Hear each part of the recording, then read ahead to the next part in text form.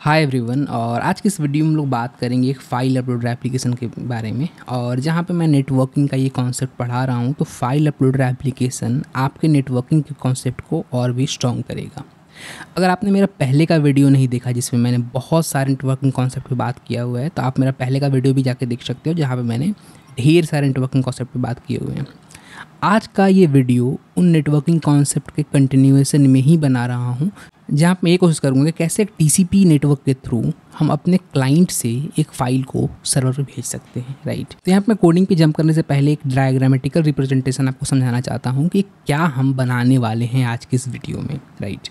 तो आज के इस वीडियो में हम बनाने वाले हैं सबसे पहले टीसीपी सर्वर, जहाँ पे ये जो सर्वर होगा ये हमारे लोकल फाइल सिस्टम को एक्सेस कर पाएगा, जिसके कारण जो भी फाइल क्लाइंट साइड से टीसीपी सर्वर पे आएगा वो फाइल हम सेव कर रहे होंगे अपने फाइल सिस्टम में, राइट। तो यहाँ पे क्लाइंट होगा हमारा। क्लाइंट को जैसे ही हम रन करेंगे नोड, और जो भी हमारा फाइल का नाम है, जैसे कि यहाँ पे client.js, और उसको हम प्रोवाइड कर रहे होंगे एक फ़ाइल पाथ। तो यहाँ पे जो हमारा क्लाइंट है, इस फाइल पाथ से अपने जो लोकल सिस्टम में जो फाइल सिस्टम है उससे फ़ाइल को रीड कर रहा होगा, और वो डेटा चंक्स बाई चंक्स यहाँ पे हमारे पास सर्वर पे भेज रहा होगा। सर्वर उसी 01 वही डेटा बाइनरी बफर डेटा को सेव कर रहा होगा फाइल सिस्टम में। तो ये पूरा प्रोसीजर हम टीसीपी नेटवर्क, टीसीपी कनेक्शंस के थ्रू बनाने वाले हैं। इस एप्लीकेशन को हम होस्ट भी करके देखेंगे। तो यहाँ पे हम AWS पे होस्ट करेंगे इस सर्वर को, और हम अपने लोकल कंप्यूटर से इसमें फ़ाइल अपलोड करेंगे, ये जो AWS पे जो हमारा होस्टेड सर्वर होगा उसमें। तो चलते हैं अपने कोड एडिटर पे और समझना शुरू करते हैं कि कैसे हम एक क्लाइंट एप्लीकेशन के थ्रू एक सर्वर पे फ़ाइल भेज सकते हैं, राइट। ओके, तो यहाँ पे क्लाइंट सर्वर और टीसीपी के बेसिस पे फ़ाइल अपलोडर एप्लीकेशन को बनाने के लिए सबसे पहले तो हमें लिखना होगा एक सर्वर, और उसके बाद हमें एक क्लाइंट एप्लीकेशंस क्लाइंट की जैसे .फाइल लिखना होगा, और उसके बाद हम उनके बीच में कनेक्शंस बना के एक फ़ाइल अपलोड करने की कोशिश करेंगे, राइट। यहाँ पे मैंने दो फाइल ले लिया हुआ है, data.pdf और image.jpg। ये बस एक सैम्पल इमेज है, आप जैसा कि आप देख सकते हो यहाँ पे एक PDF फाइल है, राइट। अब हम यहाँ पे सर्वर और क्लाइंट का कोड करने वाले हैं। तो सबसे पहले हम एक फ़ाइल बना लेते हैं, server.js, और इसमें हम कोड करना शुरू करते हैं, राइट। तो अगर आपने मेरा पहले का नेटवर्किंग कॉन्सेप्ट और वीडियो देखे हैं तो आपको ये समझ में आ गया होगा कैसे एक टीसीपी सर्वर को क्रिएट करते हैं, कैसे एक टीसीपी क्लाइंट क्रिएट करते हैं, और कैसे उनके बीच में कम्युनिकेशंस बैठाते हैं, राइट। तो यहाँ पर मैं एक रिक्वायर करने वाला हूँ नेट मॉड्यूल, राइट। और इस नेट मॉड्यूल से मैं क्रिएट करने वाला हूँ एक यहाँ पे सर्वर। तो हम जानते हैं कि सर्वर कैसे क्रिएट करते हैं। तो सर्वर क्रिएट करने के लिए सबसे पहले तो हमें एक वेरिएबल बनाना होगा, socket net dot create server. तो जैसे ही हमारा नया क्लाइंट कोई भी कनेक्शंस बनाएगा, वो पूरा का पूरा कनेक्शंस ऑब्जेक्ट इस कनेक्शन वेरिएबल में हमारे पास मिल जाएगा, राइट। अब इस सॉकेट डॉट लिसन को कॉल करते हैं, और यहाँ पे हम पोर्ट नंबर और होस्ट नेम प्रोवाइड करते हैं। तो यहाँ पे मैं पोर्ट नंबर प्रोवाइड करता हूँ, फॉर एग्ज़ाम्पल 1504, कोई भी आप पोर्ट ले सकते हो। और मैं यहाँ पे होस्ट प्रोवाइड करता हूँ 127.0.0.1, राइट। और ये कॉल बैक फंक्शन लेता है। तो जैसे ही ये सर्वर स्टार्ट हो जाएगा तो ये कॉल बैक फंक्शन यहाँ पे एग्जीक्यूट होगा। तो यहाँ पे मैं एक छोटा सा मैसेज लिख देता हूँ, ये मैंने अभी के लिए हार्ड कोडेड ही लिख दिया है, राइट। अब जैसे हमारे पास कनेक्शंस ऑब्जेक्ट आएंगे, तो इस कनेक्शन से हमें कुछ इन्फॉर्मेशन को रीड करना है, राइट। तो इन्फॉर्मेशन को रीड करने के लिए सबसे पहले तो हमें उसके ऊपर इवेंट लगाने होंगे। तो कनेक्शंस डॉट ऑन, और उसके बाद हम इवेंट लगाएंगे जिसका नाम है डेटा, और यहाँ पर देता है ये चंक्स, जो कि होता है बफर, राइट। और जैसे ही डेटा आएगा कनेक्शंस बनने के बाद, तो टीसीपी जो हमारा क्लाइंट है वो टीसीपी सर्वर से यहाँ पे कनेक्ट कर रहा होगा, और कनेक्ट करने के बाद जब डेटा वो सेंड करेगा तो वो डेटा हमारा यहाँ पे चंक्स पे रिसीव होगा, राइट। अब इस डेटा को मैं फाइल सिस्टम में फ़ाइल में रखने वाला हूँ, राइट। तो सबसे पहले तो मैं यहाँ पे एक एफ मॉड्यूल को इम्पोर्ट कर लेता हूँ। एफ प्रोमिसेस वाले वर्जन को मैं यहाँ पे इंपोर्ट करने वाला हूँ और उसके बाद मैं यहाँ पे एक फ़ाइल ओपन करने वाला हूँ, राइट। तो मैं एक यहाँ पे वेरिएबल लेने वाला हूँ फाइल हैंडलर और fs.open और यहाँ पे मैं फ़ाइल पाथ देने वाला हूँ, राइट। तो यहाँ पे जो मैं फ़ाइल पाथ दूंगा अभी फ़िलहाल के लिए आप ऐसा समझो कि एक सिंपल सा data.txt रख लेते हैं, ठीक है। और इसे मैं यहाँ पे रखने वाला हूँ राइट मोड में, राइट। अब जो भी चंक्स हमारे पास आएगा, जो भी डेटा हमारे पास आएगा, उस डेटा को यहाँ पे मैं इस फाइल हैंडलर के थ्रू राइट करने वाला हूँ, राइट। तो वो करने के लिए हमें करना क्या है कि फाइल हैंडलर डॉट ओके, यहाँ पे मैं वेट लगा लेता हूँ क्योंकि ये प्रोमिसेस वाला वर्जन है और यहाँ पे मैं एसिंक फंक्शन बना लेता हूँ, राइट। तो जैसे ही मैंने यहाँ पे फाइल हैंडलर डॉट राइट के अंदर चंक्स लिख दिया तो यहाँ पे होगा क्या कि जो भी डेटा हमारे क्लाइंट साइड से आ रहा होगा वो इस data.txt फाइल में सेव हो जाएगा, राइट। अब बना लेते हैं क्लाइंट एप्लीकेशंस और एक बेसिक कम्युनिकेशंस के थ्रू हम फाइल अपलोड करके देखते हैं, राइट। तो एक मैं यहाँ पे बना लेता हूँ client.js, राइट। और यहाँ पे मैं बनाने वाला हूँ एक क्लाइंट और यहाँ पे हम कनेक्ट करने वाले हैं इस सर्वर से, राइट। तो सबसे पहले तो मैं रिक्वायर करूँगा नेट मॉड्यूल। तो यहाँ पे मैं नेट मॉड्यूल को रिक्वायर कर लिया है और इस नेट मॉड्यूल के थ्रू मैं यहाँ पे कनेक्शंस बनाने वाला हूँ।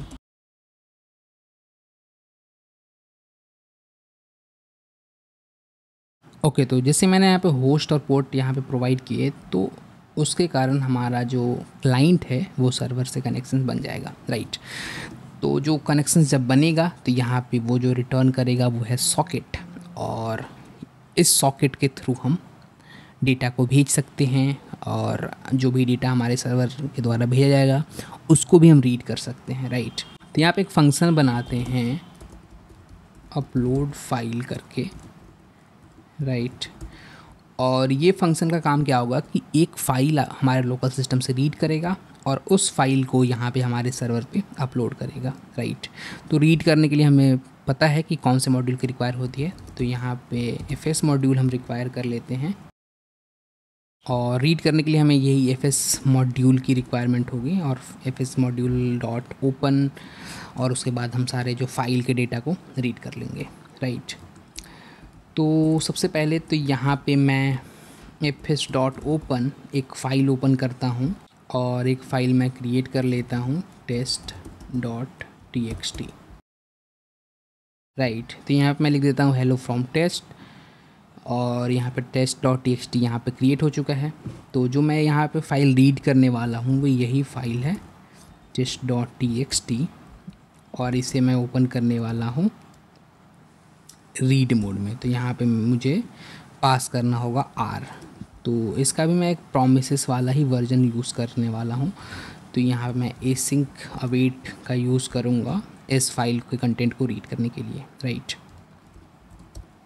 तो यहाँ पे मैंने लिख दिया एसिंक, तो ये एसिंक फंक्शन हो गया और file handler equal to await. तो यहाँ पे हमें मिल गया फाइल हैंडलर, राइट। अब जो हमारा फाइल हैंडलर यहाँ पे है, इस फाइल हैंडलर से हमें डेटा को रीड करना है और उसके बाद हमें सॉकेट में राइट करना है, राइट। अब ये फाइल डेटा में हमारे पास क्या आने वाला है, यहाँ पे एक फाइल रीडर का एक बफर आ रहा है हमारे पास। तो सॉकेट पे अगर मुझे इस बफर को भेजना है तो सॉकेट डॉट राइट और उसमें मैं यहाँ पे अगर फाइल डेटा भेज दूँगा तो ये पूरा का पूरा डेटा हमारे पास सर्वर पे चल जाएगा, राइट। ठीक है, तो मैंने यहाँ पे एक फंक्शन को कॉल कर लिया है और एक बार मैं इस बेसिक एग्जांपल को पहले रन करके दिखाता हूँ आपको और फिर मैं इसमें एक इम्प्रूवमेंट करूँगा, राइट। ठीक है, तो यहाँ पे मैं नेविगेट कर लिया फाइल प्रोटर फोल्डर में और यहाँ पे मैं सर्वर और क्लाइंट दोनों एप्लीकेशन को रन करने वाला हूँ। नोड server.js और यहाँ पे हमारा सर्वर स्टार्ट हो चुका है और मैं यहाँ पे एक स्प्लिट करने वाला हूँ नया टर्मिनल और इसमें मैं यहाँ पे नोड क्लाइंट डॉट जेएस को रन करने वाला हूँ। तो जैसे मैंने यहाँ पे रन किया तो हमारे पास आ चुका है एक एरर, राइट।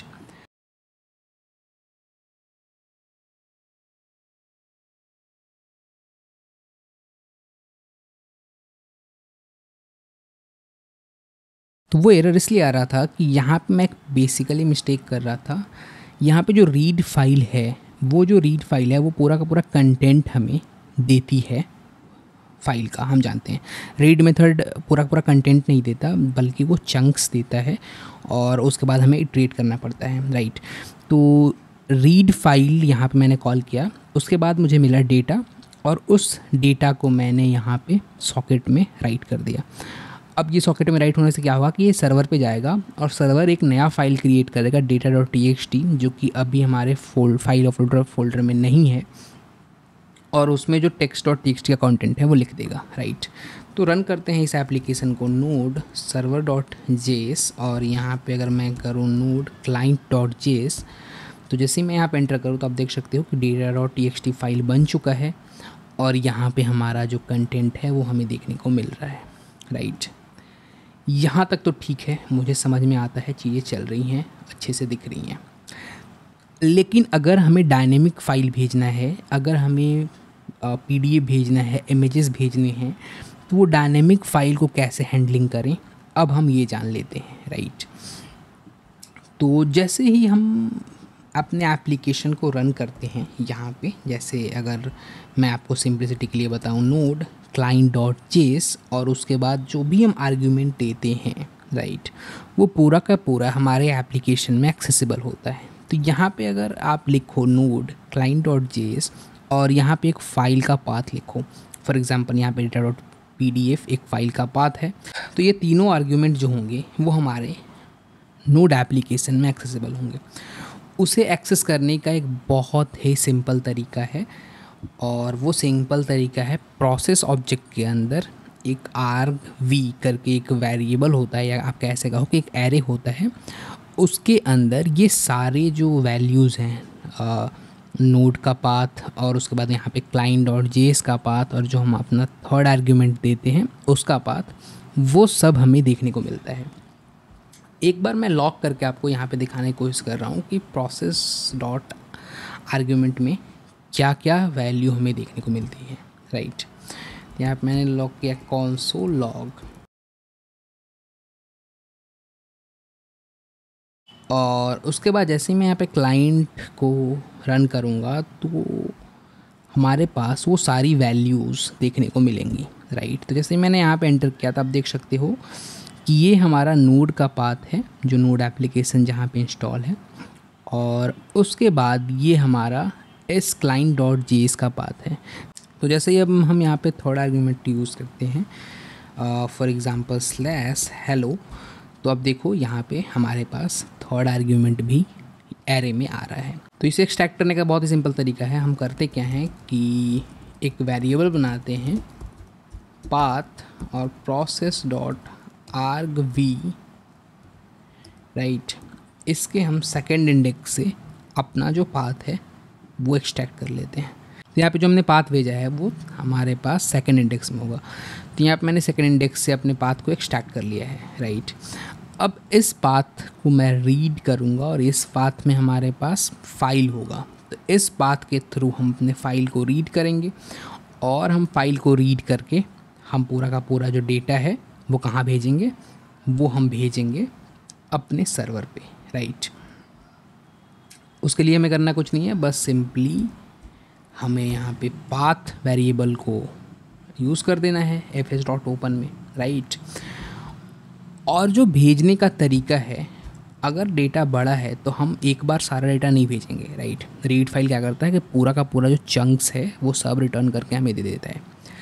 तो हम यहाँ पे एक स्ट्रीम क्रिएट करेंगे, जहाँ पे जो भी हम फाइल यहाँ पे स्पेसिफाई करेंगे उसके ऊपर स्ट्रीम क्रिएट करेंगे, और जो हमारा क्लाइंट एप्लीकेशन है उस फाइल को चंक्स बाय चंक्स रीड करके और हमारे सर्वर पे भेज रहा होगा, राइट। अब जैसे ही मैंने यहाँ पे रीड स्ट्रीम क्रिएट किया, तो ये जो फाइल हैंडलर है जिस पर अटैच किया हुआ है, जो फाइल मैंने ओपन किया हुआ है, उसके ऊपर हमारा रीडेबल स्ट्रीम लग चुका है, राइट। अब यहाँ पे फाइल स्ट्रीम डॉट ऑन और यहाँ पे मैं लगाने वाला हूँ डेटा इवेंट को, और जो भी डेटा, जो भी चंक्स हमें यहाँ पे देखने को मिलेंगे, यानी जो भी चंक्स हमें इस file stream dot data event से मिलेंगे, उसे मैं कहाँ पे राइट करने वाला हूँ, उसे मैं राइट करने वाला हूँ अपने सॉकेट में। इतना बार करने से क्या होगा कि हमारा फाइल का डेटा तो चला जाएगा, लेकिन जो भी हमने फाइल को रीड किया है सर्वर पे भी तो पता होना चाहिए कि ये किस टाइप का फाइल है, राइट। तो यहाँ पे जो भी हम फाइल स्पेसिफाई करेंगे, जैसे यहाँ पे data.pdf या image.jpg, ये जो भी फाइल हम स्पेसिफाई करेंगे वो सर्वर को भी पता होना चाहिए कि वो कौन सा फाइल है जिसे मुझे स्टोर करके रखना है, राइट। अदरवाइज़ अगर आप इमेज फाइल भेजोगे और उसे data.txt फाइल में राइट कर दोगे उस डेटा को, तो वो डेटा करप्टेड होगा, वो डेटा ओपन नहीं होगा, क्योंकि हम जानते हैं कि इमेज का जो डेटा है वो अलग तरीके से स्टोर होता है, टेक्स्ट का जो डेटा है वो अलग तरीके से स्टोर होता है, राइट। तो उसके लिए हमें क्या करना होगा कि जैसे ही हम अपलोड फाइल को कॉल करें तो सबसे पहले तो हमें उस फाइल का नाम भेजना होगा, राइट।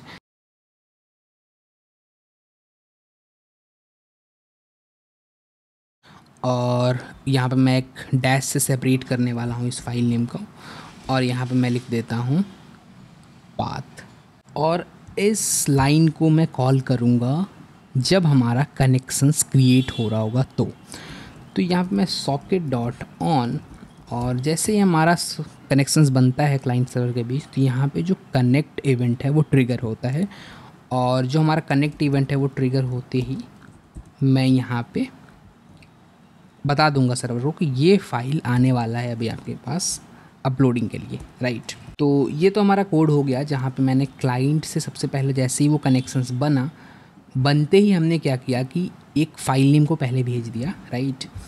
उसके बाद यहाँ पे मैंने अपलोड फाइल को कॉल किया। अपलोड फाइल में मैं क्या कर रहा हूँ, उस पाथ से फाइल को रीड कर रहा हूँ, राइट। और उसके बाद मैं उसके ऊपर स्ट्रीम अप्लाई कर रहा हूँ, और वो जो स्ट्रीम से डेटा आ रहा है वो चंक्स बाय चंक्स डेटा मैं यहाँ पे भेजते जा रहा हूँ, राइट। अब हम चलते हैं सर्वर पे, और सर्वर पे जो इम्प्लीमेंटेशन है वो हम देखना शुरू करते हैं, राइट। तो यहाँ पे जो आने वाला फाइल है उसे हम data.txt में नहीं लिखेंगे, और ये मैंने अभी एक्सप्लेन कर दिया क्यों नहीं लिखेंगे, राइट। तो सबसे पहले तो मैं करने क्या वाला हूँ कि अपने फाइल को ओपन करने वाला हूँ यहाँ पे, जब हमारे पास चंक्स में वो फाइल नेम मिलेगा तो सबसे पहले हम यहाँ पे फाइल नेम को एक्सट्रैक्ट करने की कोशिश करते हैं। उसके बाद हम क्या करेंगे कि जो भी फाइल नेम हम एक्सट्रैक्ट करेंगे उसमें हम अपने डेटा को राइट करना शुरू करेंगे, राइट। तो उस फाइल नेम निकालने के लिए सबसे पहले क्या करते हैं, इस डेटा को स्ट्रिंग में कन्वर्ट कर लेते हैं, और यहाँ पे मैं एक वेरिएबल बनाने वाला हूँ जो कि जिसका नाम है फाइल नेम, और इस फाइल नेम में मैं क्या करने वाला हूँ, स्ट्रिंग डॉट स्प्लिट, और मैं किस बेसिस पे स्प्लिट करूँगा, मैं यहाँ पे डैश के बेसिस पे स्प्लिट करूँगा, ठीक है। यहाँ पे डैश के बेसिस पे स्प्लिट करूँगा तो हमारा जो सेकंड आर्ग्यूमेंट होगा यहाँ पे वो हमारे पास फाइल पाथ होगा, राइट, या आप कह सकते हो फाइल नेम होगा इस केस में, क्योंकि हमारा जो फाइल है वो सेम डायरेक्टरी में है, ठीक है। तो यहाँ मैंने पहले इंडेक्स की वैल्यू को उठा लिया है जिससे हमें मिल चुका है फाइल नेम, ठीक है। तो सबसे पहले तो मैं यहाँ पे चेक करने वाला हूँ कि क्या फाइल नेम एग्जिस्ट करता भी है या नहीं, राइट। तो सबसे पहले मैं यहाँ पे चेक करता हूँ फाइल नेम, और अगर फाइल नेम है तो मैं क्या करूँगा, फाइल को ओपन करूँगा। तो यहाँ पे मैं यूज़ करने वाला हूँ सेम फाइल नेम को, ताकि जो हमारा फाइल नेम क्लाइंट भेज रहा है उसी फाइल को अभी मैं क्रिएट करने वाला हूँ, राइट। लेकिन मैं यहाँ पे कोशिश करने वाला हूँ कि एक स्टोरेज फोल्डर बना दूँ, तो जो भी डेटा हमारा स्टोर होगा वो एक स्टोरेज फोल्डर में बन के स्टोर होगा। ओके, तो एक वेरिएबल और बना लेते हैं यहाँ पे फाइल स्ट्रीम करके, ताकि जो भी डेटा हम लिखने वाले हैं इस पर्टिकुलर फाइल में वो स्ट्रीमिंग के थ्रू हम लिखने वाले हैं, ठीक है। तो मैंने यहाँ पे एक वेरिएबल बना लिया है जो कि फाइल स्ट्रीम, और ये कंटेन करने वाला है हमारा स्ट्रीम, राइट।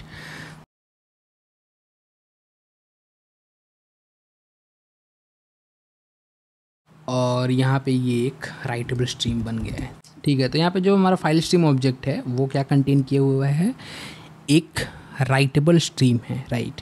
तो जो भी डेटा अब आएगा हमारे चंक्स बाय चंक्स जो है हमारे क्लाइंट से डेटा आएगा, अब मैं क्या करूँगा कि इस स्ट्रीम की मदद से हम उस पर्टिकुलर फाइल में राइट कर देंगे, राइट। और ये केस हमारा होगा एल्स केस, क्योंकि अगर वो फाइल नेम होगा तो इस केस में तो मैंने निकले हमारा कि जो डेटा आएगा उसमें फाइल नेम तो होगा ही नहीं, राइट। और यहाँ पे मैं यूज़ करने वाला हूँ file stream dot right, right. और इसमें मैं क्या देने वाला हूँ, इसमें मैं देने वाला हूँ चंक्स, ठीक है।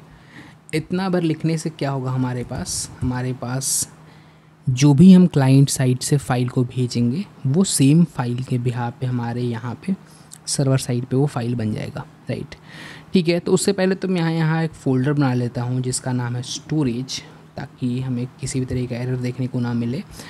और हम इस प्रोग्राम को रन करते हैं, तो नोड server.js और नोड client.js, राइट। जैसे मैंने यहाँ पे रन किया तो हमें पास देखने को मिल रहा है एक एरर, और वो एरर ये मिल रहा है क्योंकि जो क्लाइंट से हमने निकाल रहा हूँ मैं यहाँ पे पाथ की वैल्यू, वो तो मैंने यहाँ प्रोवाइड ही नहीं किया, राइट।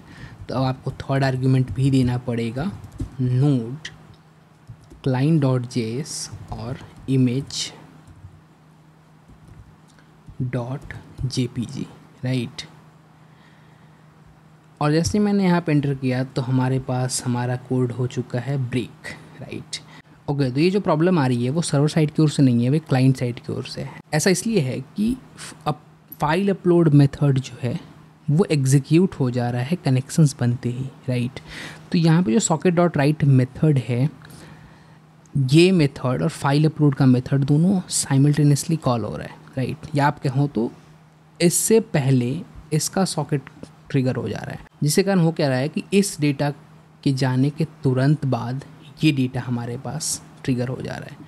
तो अगर मैं इस फंक्शन को यहाँ से ट्रिगर करूँ तो इसमें होगा क्या कि हम सबसे पहले तो करेंगे क्या कि सबसे पहले हम एक फ़ाइल नेम भेजेंगे, और जब भी हमारा फ़ाइल नेम पहुँच जाएगा उसके बाद मैं यहाँ पे अपलोड फाइल फंक्शन को कॉल करूँगा। अभी हो क्या रहा है कि फ़ाइल नेम आने से पहले हमारा डेटा आ जा रहा है, जिसके कारण वो डायरेक्टली एल्स केस में डेटा को चंक्स को राइट करने की कोशिश कर रहा है हमारा सर्वर, राइट।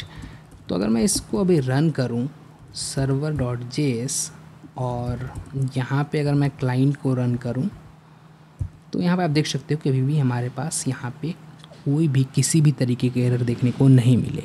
लेकिन अगर मैं स्टोरेज फोल्डर के अंदर इस इमेज को ओपन करने की कोशिश करूं तो यहाँ पे आप देख सकते हो कि ये जो हमारा इमेज है वो परफेक्टली हमें यहाँ पे देखने को मिल रहा है। लेकिन इस केस में एक प्रॉब्लम है, अगर हम data huge amount of data भेजेंगे, बहुत बड़ा डेटा भेजेंगे, तो हम अभी कर क्या रहे हैं कि जो भी डेटा आएगा, जितना भी डेटा स्पीड से आ रहा हो नेटवर्क से, हम सारे डेटा को यहाँ पे डायरेक्टली राइट करने की कोशिश कर रहे हैं, राइट। इस तरीके से करने से क्या होता है कि आपके सर्वर ओवरवेल्म्ड हो जाते हैं। अगर नेटवर्क बहुत ह्यूज अमाउंट में डेटा को भेज रहा है तो आपका सर्वर जो है वो बहुत ही, मतलब आप ऐसे कह सकते हो कि डेटा पूरे तरीके से लिख भी नहीं पाएगा, कि जो राइट मेथड है उसकी लिखने की एक अपनी कैपेसिटी है, उसकी अपनी स्पीड होती है, राइट। तो ये इसे हम कहते हैं बैक प्रेशर। तो बैक प्रेशर को हैंडल करने के लिए हमें क्या करना पड़ेगा कि जो कनेक्शंस से हमने डेटा आ रहा है उसे हमें पॉज करना पड़ेगा। तब पॉज करना पड़ेगा जब राइट मेथड जो है हमारा वो फॉल्स या नल रिटर्न करेगा, राइट। तो इस केस में हम यहाँ पे एक इफ़ कंडीशंस यूज़ कर लेते हैं, और इफ़ कंडीशंस के बाद हम यूज़ करते हैं यहाँ पे ये एक हमारा जो राइट का मेथड है वो, राइट। जैसे ही ये मेथड नल रिटर्न करता है तो हम करेंगे क्या, हम करेंगे कनेक्शन डॉट पॉज, राइट। इससे होगा क्या कि जो डेटा स्ट्रीम हो रहा होगा, जो डेटा स्पीड से हमारे सर्वर पे आ रहा होगा, वो हमारा जो सर्वर है वो यहाँ पे पॉज कर देगा, राइट। अब हमें इसे रिज्यूम भी करना पड़ेगा, राइट। तो रिज्यूम करने के लिए क्या करना पड़ेगा कि इसके ऊपर होता है एक ड्रेन मेथड, और वो ड्रेन मेथड यूज़ करना होगा। और ड्रेन मेथड यूज़ करने के कारण होगा क्या कि जैसे ही वो ड्रेन होगा, यानी चंक्स राइट हो चुका होगा, ड्रेन हो चुका होगा, तो ड्रेन इवेंट ट्रिगर होगा, उसके बाद हमें कनेक्शंस को रिज्यूम करना होगा। तो यहाँ पे फाइल स्ट्रीम डॉट ऑन, यहाँ पे होता है ड्रेन इवेंट, हम जानते हैं। और जैसे ये ड्रेन इवेंट ट्रिगर करेगा वैसे ही हम कनेक्शंस को रिज्यूम कर देंगे, राइट। ठीक है, तो यहाँ पे होगा कि ड्रेन मेथड जैसे ही एग्जीक्यूट होगा तो यहाँ पे कनेक्शंस रिज्यूम हो जाएंगे और उसके बाद जो भी फाइल के डेटा हैं, जो चंक्स हैं, वो फाइल में राइट हो जाएंगे, राइट। ठीक है, इतना बार होने से होगा कि हमारा जो फाइल है वो सक्सेसफुली राइट हो चुका होगा। लेकिन जो हमने फाइल हैंडलर ओपन किए हुए हैं उसे भी क्लोज़ करने पड़ेंगे, अदरवाइज़ होगा क्या कि बहुत सारे हैंडलर्स ओपन हो जाएंगे। तो कनेक्शंस डॉट ऑन और एक इवेंट होता है एंड करके, और जैसे ही हमारा एंड होगा, मतलब जो हमारा क्लाइंट है वो क्लोज़ करेगा कनेक्शंस, वैसे ही हम यहाँ पे file handler dot close method होता है आई थिंक, इसको कॉल कर लेंगे। इस फाइल को सेव करते हैं, उसके बाद मैं इस सर्वर को रन करता हूँ और फिर हम देखते हैं कि कैसा बिहेवियर देखने को मिलता है, राइट। तो भी स्टोरेज में हमारे पास image dot JPG file already बना हुआ है। सबसे पहले तो मैं इसे डिलीट करता हूँ, राइट।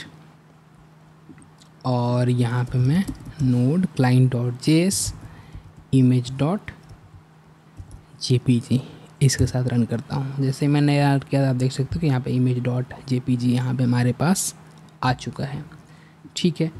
अब जैसे ही मैं यहाँ पे क्लोज़ करूँगा तो वो जो कनेक्शन है, जो हैंडलर है, वो जो हैंडलर है वो क्लोज़ हो चुका होगा, राइट। अब अगर मैं पीडीएफ भी करना चाहूँ तो यहाँ पे डेटा डॉट पीडीएफ, और जैसे ही मैं एंटर करूँगा तो आप देख सकते हो कि यहाँ पे डेटा डॉट पीडीएफ आ चुका है। लेकिन आप इस फाइल को देख नहीं पाओगे। लेकिन अगर मैं यहाँ पे फाइंडर में जाऊँ और या फिर ऐसे कर लेते हैं कि इस फोल्डर को रिवील कर लेते हैं फाइंडर में, ठीक है। और यहाँ पे अगर मैं आपको एक्सपैंड करके और उसके बाद मैं इसके साइज़ को आपको दिखाने की कोशिश करूँ, क्योंकि ये मेरा पर्सनल डॉक्यूमेंट है तो मैं आपको अभी दिखाना नहीं चाहता इस डॉक्यूमेंट को। लेकिन मैं यहाँ पे गेट इन्फो में साइज़ अगर हम देखें तो एग्जैक्टली 94 किलोबाइट दोनों का साइज़ है, जो हमारा ओरिजिनल डेटा है और जो हमारा स्टोरेज वाला डेटा है, राइट। और इस तरीके से फाइल अपलोडिंग एप्लीकेशन बना सकते हैं। और फिलहाल के इस वीडियो में इतना ही। नेक्स्ट वीडियो में हम देखेंगे इस एप्लीकेशन को होस्ट करके AWS मशीन पे और अपने क्लाइंट एप्लीकेशन से, यानी क्लाइंट डॉट जेएस जो कि हमारा लोकल क्लाइंट एप्लीकेशन है, उसके थ्रू हम डायनेमिकली फ़ाइल अपलोड करके देखेंगे, राइट। अभी तो हमने छोटे छोटे फाइल अपलोड किए हैं, लेकिन जैसे ही हम यहाँ पे सर्वर पे होस्ट करेंगे तो एक बड़े चंक्स के फाइल को भी हम अपलोड करके देखेंगे, राइट। ठीक है, फिलहाल इस वीडियो में इतना ही। और मुझे उम्मीद है कि आपको ये वीडियो अच्छा लगा होगा, समझ में आया होगा कैसे एक फाइल अपलोडिंग एप्लीकेशन बनाते हैं। Thank you for watching this video.